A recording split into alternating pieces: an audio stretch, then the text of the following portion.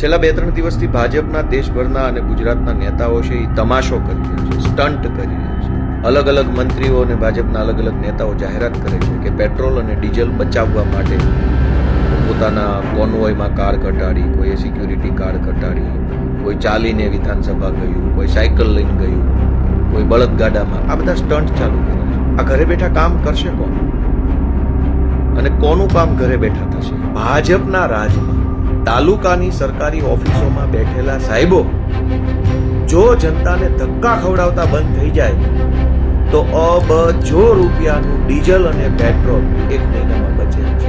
Diesel બચાવવું હોય તો જે લોકો તારીખો કોર્ટની ભરે છે, હજારો કરોડો લોકો, એ ઘરે બેઠા બેઠા પોતાના મોબાઈલથી વિડીયો કોન્ફરન્સથી અદાલતમાં પોતાની હાજરી ભરાવી શકે તો સમય પણ બચે, ડીઝલ પણ બચે, ટ્રાફિક પણ બચે, પર્યાવરણ પણ બચે, બધું જ બચે. પણ આ ભાજપના જે કાંઈ પણ નેતાઓ છે જે ગુજરાતની જનતાને રોજ જાગીને છેતરી રહ્યા છે એને જરાક વિનંતી કરજો, તમારા ગામમાં ભાજપનો કોઈ અંધભક્ત હોય તો.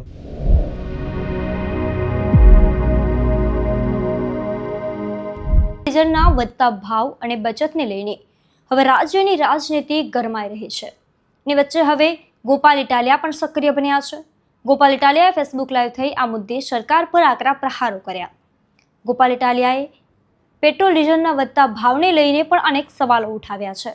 નમસ્કાર, તમે જોઈ રહ્યા છો ગુજરાત પ્લસ ન્યૂઝ અને હું છું મમલ. તાઓ સાંભળીએ ગોપાલ ઇટાલિયા પેટ્રોલ ડીઝલને મુદ્દે શું કહી રહ્યા છે.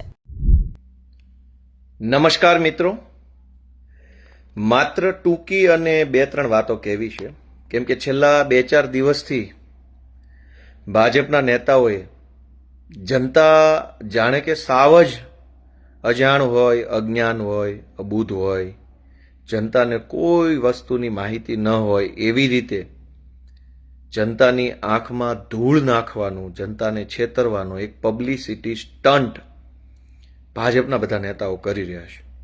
એટલે મારી વાત શરૂ કરું એ પહેલાં મિત્રોને વિનંતી કે જો મારી વાત યોગ્ય હોય તો હજારો લોકો સુધી આ વાત પહોંચાડો. છેલ્લા 2-3 દિવસથી ભાજપના દેશભરના અને ગુજરાતના નેતાઓ છે એ તમાશો કરી રહ્યા છે, સ્ટન્ટ કરી રહ્યા છે. જાણે કે પોતે બહુ મહાન માણસો છે અને ગુજરાતની જનતા મહાન નથી. અલગ અલગ મંત્રીઓ અને ભાજપના અલગ અલગ નેતાઓ જાહેરાત કરે છે કે પેટ્રોલ અને ડીઝલ બચાવવા માટે પોતાના કોન્વોયમાં કાર ઘટાડી, કોઈએ સિક્યુરિટી કાર ઘટાડી, કોઈ ચાલીને વિધાનસભા ગયું, કોઈ સાયકલ લઈને ગયું, કોઈ બળદગાડામાં. આ બધા સ્ટન્ટ ચાલુ કર્યા છે. અને આજે એક નવો સ્ટન્ટ ગુજરાતની ભ્રષ્ટ જૂઠી પાર્ટી બીજેપીએ લીધો છે કે વર્ક ફ્રોમ હોમ, ઘરે બેઠા કામ. આ ઘરે બેઠા કામ કરશે કોણ? અને કોનું કામ ઘરે બેઠા થશે?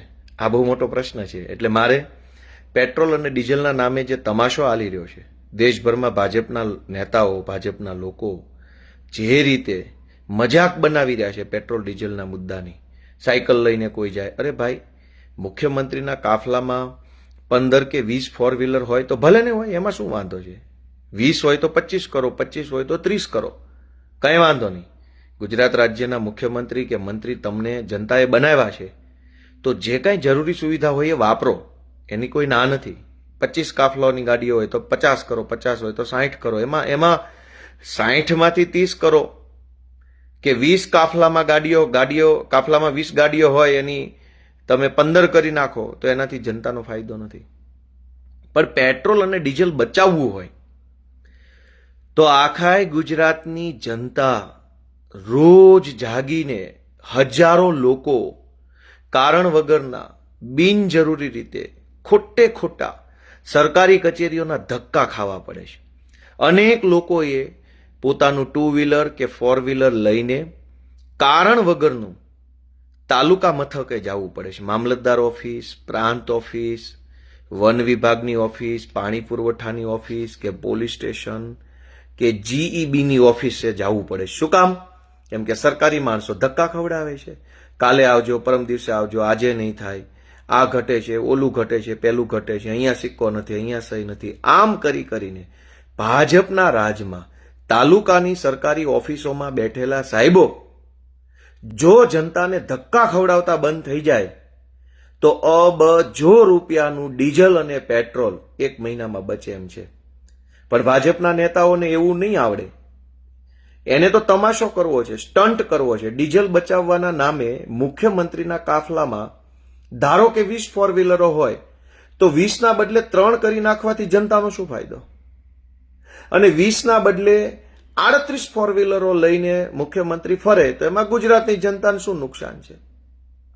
પેટ્રોલ ડીઝલ બચાવવું હોય તો હજારો લોકોએ સરકારી અધિકારીઓની દાદાગીરીના કારણે ગામડામાંથી તાલુકા સેન્ટર ઉપર જે ધક્કા ખાવા પડે છે, ધક્કા ઓછા થાય એવી કોઈ ટેકનોલોજી, વેબસાઇટ, એપ્લિકેશન, ઓનલાઈન સુવિધા, વોટ્સએપ સુવિધા, મિસકોલ સુવિધા કરો તો અબજો રૂપિયાનું ડીઝલ બચે એમ છે. પણ ભાજપવાળા આવા ધંધા નહીં કરે, બસ સ્ટન્ટ નાખે છે. મુખ્યમંત્રીએ પોતાના કાફલામાં વાહન ઘટાડ્યા, ફલાણા અભણ મંત્રી છે એ સાયકલ લઈને સચિવાલય જશે, ફલાણો અંગૂઠા છાપ ઠોઠ નિશાળિયા જેવો મંત્રી છે એ હવે ઇલેક્ટ્રિક કારમાં જશે.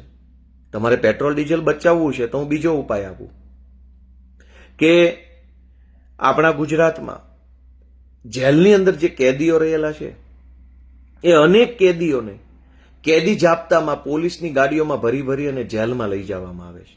રોજના હજારો પોલીસવાળા, હજારો ગાડીઓ. હવે જામનગરની જેલમાંથી કેદીને ભાવનગર લઈ જવામાં આવે, ભાવનગરની જેલમાંથી રાજકોટ લઈ જવામાં આવે, અથવા રાજકોટની જેલમાંથી રાજકોટ લઈ જવામાં આવે. રોજના હજારો કેદીઓને સરકારી વાહનોમાં બેસાડીને કોર્ટ સુધી, અદાલત સુધી લઈ જવામાં આવે છે. તો 100% ડિજિટાઇઝેશન કરીને 100% હાજરી કોર્ટમાં વિડીયો કોન્ફરન્સ થ્રુ થાય એવું કેમ આયોજન નથી કરતા? તમારે ડીઝલ બચાવવું છે, પેટ્રોલ બચાવવું છે કે પેટ્રોલ ડીઝલ બચાવવાના નામ ઉપર તમાશો કરવો છે, સ્ટન્ટ કરવા છે, પબ્લિકની આંખમાં ધૂળ નાખવી છે, એ નક્કી કરી લો. અને પેટ્રોલ ડીઝલ જ બચાવવું હોય તો હજારો લોકો ગુજરાતમાં અદાલતની તારીખો ભરે છે. કોઈ સાચી તારીખ ભરતો હોય, કોઈ ખોટી તારીખ ભરતો હોય, કોઈ ફરિયાદી તરીકે, કોઈ આરોપી તરીકે, કોઈ વકીલ બનીને, કોઈ સાક્ષી તરીકે, કોઈ પંચ તરીકે. આ બધા જ લોકોએ દર મુદતે કોર્ટે જવું પડે છે, અદાલતે. હું પોતે તારીખ ભરું છું. હવે તમે કોર્ટમાં જાઓ, હવે તમે તમારા ગામડેથી 2 વ્હીલ લઈને, 4 વ્હીલ લઈને, બસમાં બેસીને, ટ્રેનમાં જઈને તમે બીજા જિલ્લાની કે પોતાના જિલ્લાની અદાલતમાં તારીખ ભરવા જાઓ તો 1 મિનિટમાં જજ નવી તારીખ આપી દે. હવે 1 મિનિટમાં તારીખ આપે પણ એ તારીખ ભરવા માટે હજારો કરોડો રૂપિયાનું ડીઝલ બળે છે. તો ભાજપના અભણ અંગૂઠા છાપ અને જનતાનું લોહી ચૂસવાવાળા નેતાઓને એ નથી દેખાતું કે મંત્રીના કાફલામાંથી 4 ફોર વ્હીલરો ઘટાડી દેવાથી કઈ અબજો રૂપિયાનું ડીઝલ નહીં બચે. ડીઝલ બચાવવું હોય તો જે લોકો તારીખો કોર્ટની ભરે છે, હજારો કરોડો લોકો, એ ઘરે બેઠા બેઠા પોતાના મોબાઈલથી વિડીયો કોન્ફરન્સથી અદાલતમાં પોતાની હાજરી ભરાવી શકે તો સમય પણ બચે, ડીઝલ પણ બચે, ટ્રાફિક પણ બચે, પર્યાવરણ પણ બચે, બધું જ બચે. પણ ભાજપના અભણ નેતાઓને કોણ સમજાવે? 2 દિવસથી ઉપાડો લીધો છે, એક ધારા ચોંટ્યા છે જાણે કે દુનિયામાં કોઈને કઈ ખબર જ નથી પડતી ને પોતે જ મહાન જન્મા છે. અનેક લોકોએ, જેમ કે મારે પોતે અનેક વખત વિસાવદરથી ગાંધીનગર, વિસાવદરથી સુરત, વિસાવદરથી રાજકોટ, વિસાવદરથી ભાવનગર કોર્ટની તારીખ ભરવા જવું પડે. હવે હું મારો મોબાઈલ અત્યારે મારા હાથમાં પકડી ફેસબુક લાઈવ કરું છું. હું ભલે ને દુનિયાના કોઈ પણ છેડે હોઉં પણ તમે તમારા ઘરે બેસીને મારી વાત સાંભળી શકો છો. તો હું દુનિયાના ગમે છેડે બેસીને અદાલતમાં હાજરી ન ભરાવી શકું? પણ નહીં, એવી વ્યવસ્થા નહીં કરે. કેમ કે પેટ્રોલ ડીઝલ નથી બચાવવાનું, તમાશો કરવાનો છે, સ્ટન્ટ નાખવાનો છે, લોકોને ગેરમાર્ગે દોરવાના છે. એટલે તમારે પેટ્રોલ ડીઝલ બચાવવું હોય તો દરેક વ્યક્તિ ઘરે બેઠા મોબાઈલથી, વિડીયો કોન્ફરન્સથી અદાલતમાં હાજર રહી શકે એવી વ્યવસ્થા કેમ નથી કરતા? અનેક લોકોએ આરટીઆઈ કરી હોય છે તો સરકારી માણસો એને ધક્કા ખવડાવે, આજે આવજો, કાલે આવજો, પછી આવજો. હજારો લોકોએ સરકારી કચેરીએ જવું જ ન પડે, ઘરે બેઠા બેઠા મોબાઈલથી, ઓનલાઈન, વોટ્સએપથી, મેસેજથી, એપ્લિકેશનથી, વેબસાઇટથી બધા જ કામો જો થવા લાગે તો અબજો રૂપિયાનું માત્ર ડીઝલ ન બચે, સમય પણ બચે, પૈસા બચે, પર્યાવરણ બચે, બધું જ બચે એમ છે. પણ આ ભાજપના જે કાંઈ પણ નેતાઓ છે જે ગુજરાતની જનતાને રોજ જાગીને છેતરી રહ્યા છે એને જરાક વિનંતી કરજો, તમારા ગામમાં ભાજપનો કોઈ અંધભક્ત હોય તો એ અંધભક્તને કહેજો કે તમારે પેટ્રોલ ડીઝલ બચાવવું હોય તો કરોડો વાહનોને અંદર ફાયદો થાય એવું કરો. તમારી પોતાની 2-5 ગાડીઓમાંથી 4 ગાડીઓ ઓછી કરી નાખો, એનાથી કાંઈ અબજો લીટર પેટ્રોલ બચવાનું નથી. તમે તમારે વાપરો, મજાથી વાપરો, એની કોઈ ના નથી. પણ જનતાનું પેટ્રોલ ડીઝલ સમય અને પર્યાવરણ ન બગડે એના માટેનો કોઈ નિર્ણય લ્યો. હવે વર્ક ફ્રોમ હોમ એટલે શું? તો કે અનેક સરકારી કર્મચારીઓ અથવા સરકારી અધિકારીઓ તો હવે બાના કાઢશે કે અમે ઘરે છીએ. જનતા પોતાના ગામડેથી 2 વ્હીલ લઈને 2 વ્હીલમાં 300 રૂપિયાનું પેટ્રોલ નખાવીને કે 4 વ્હીલમાં 200 રૂપિયાનું ડીઝલ નખાવીને તાલુકા પ્લેસ ઉપર જાય મામલતદાર ઓફિસ, તાલુકા વિકાસ અધિકારીને મળવા. હવે એમ કહેશે હું તો ઘરે છું, કેમ કે અમને સરકારે વર્ક ફ્રોમ હોમ કરવાનું કીધું છે. હવે સરકાર કઈ આપણને પ્રાઇવેટ પબ્લિકને તો ઘરે બેઠા કામ કરો એવું નહીં કહી શકે. સરકાર તો પોતાના સરકારી માણસોને કહેશે કે વર્ક ફ્રોમ હોમ, ઘરે બેઠા કામ કરો. ભાઈ ઘરે બેઠા જનતાનું કામ થાય તો અબજો રૂપિયાનું ડીઝલ બચે. પણ હવે તો સરકારી માણસો ઘરે વયા જશે અને પબ્લિક ધકે ચડી જશે, તો ડીઝલ બચશે કે ડીઝલનો વપરાશ વધશે? એટલે દોસ્તો, મારું એટલી જ વિનંતી છે કે આ અનેક જગ્યાએ છે સ્ટન્ટ જે કરે છે ભાજપના લોકો, એને જરાક તમે સમજાવો કે પેટ્રોલ ડીઝલ બચાવવું હોય તો બીજા 500 રસ્તાઓ છે.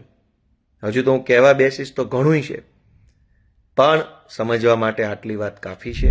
ગોપાલ ઇટાલિયાનું પેટ્રોલ ડીઝલના મુદ્દે જે નિવેદન છે એ નિવેદનને વિશે તમે શું વિચારો છો? કોમેન્ટ કરીને અમને જરૂરથી જણાવજો. અત્યાર માટે બસ આટલું જ. નમસ્કાર.